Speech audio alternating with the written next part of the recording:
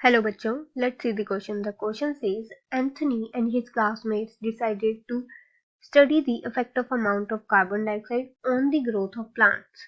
तो क्वेश्चन में बोला गया है एंथनी और उसके क्लासमेट्स ने डिसाइड किया कि जो कार्बन डाइऑक्साइड का इफेक्ट है वो प्लांट की ग्रोथ पे क्या इफेक्ट डालती है उसके बारे में. For this purpose, they grew the sugarcane in controlled environment and measured the amount of the sugar content at different concentration of the carbon dioxide.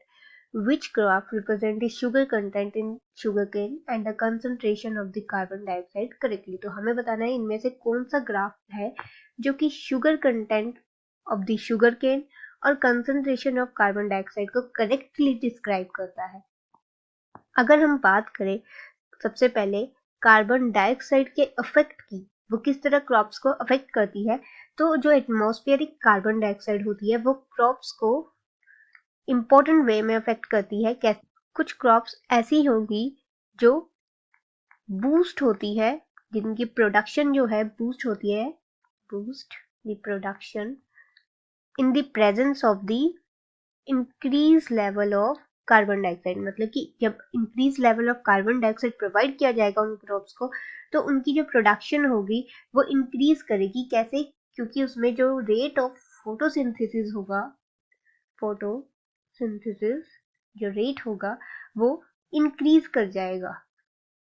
इस वजह से जो है उनकी जो है प्रोडक्शन भी बूस्ट कर जाएगी. अगर हम शुगर केन के कंसर्न में ये बात करें तो शुगर केन के लिए भी ये बात फिट बैठती है, जिसमें अगर हम इंक्रीज कंसंट्रेशन में कार्बन डाइऑक्साइड प्रोवाइड करें तो वो भी रेट ऑफ फोटोसिंथेसिस इंक्रीज करेगी और साथ में प्रोडक्शन को बूस्ट करेगी.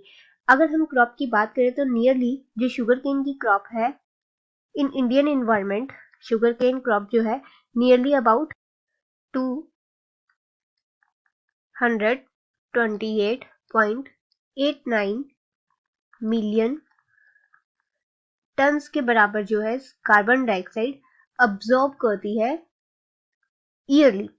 अगर हम बात करें इस क्वेश्चन की, तो क्वेश्चन में पूछा गया अगर हम शुगर केन को कंट्रोल्ड एनवायरनमेंट में ग्रो करें तो उसमें जो है शुगर का कंटेंट क्या होगा शुगर केन में, along with the concentration of the carbon dioxide. तो जब जो है अगर कार्बन डाइऑक्साइड उसे कंट्रोल्ड वे में मिलेगी, मतलब कि डिक्रीज लेवल की मिलेगी, तो इसका जो है रेट ऑफ रिएक्शन भी क्या होगा, सॉरी रेट ऑफ फोटोसिंथेसिस भी क्या हो जाएगा, लो हो जाएगा, जिससे कि क्या होगी, प्रोडक्शन जो है लो हो जाएगी. तो हम यहाँ बोल सकते हैं decrease of the carbon dioxide, decrease in the rate of the photosynthesis. तो उस बेसिस पे हमारा जो करेक्ट ग्राफ जो रिप्रेजेंट कर रहा है कार्बन डाइऑक्साइड की कंसंट्रेशन को और द कंसंट्रेशन ऑफ शुगर, जब फोटोसिंथेसिस ही नहीं होगी या लो होगी तो शुगर का कंटेंट भी क्या होगा, कंटेंट इज ऑल्सो लो. तो यहाँ हम बोल सकते हैं जितनी कम कार्बन डाइऑक्साइड होगी उतने कम कंसंट्रेशन ऑफ शुगर होगा. इस हिसाब से जितनी ज्यादा कार्बन डाइऑक्साइड होगी उतनी ज्यादा जो है रेट ऑफ फोटोसिंथेसिस होगा, मतलब शुगर की कंसंट्रेशन होगी. तो इस हिसाब से हमारा जो राइट आंसर है वो होगा option number A. Hope you understand the problem. All the best. Thank you.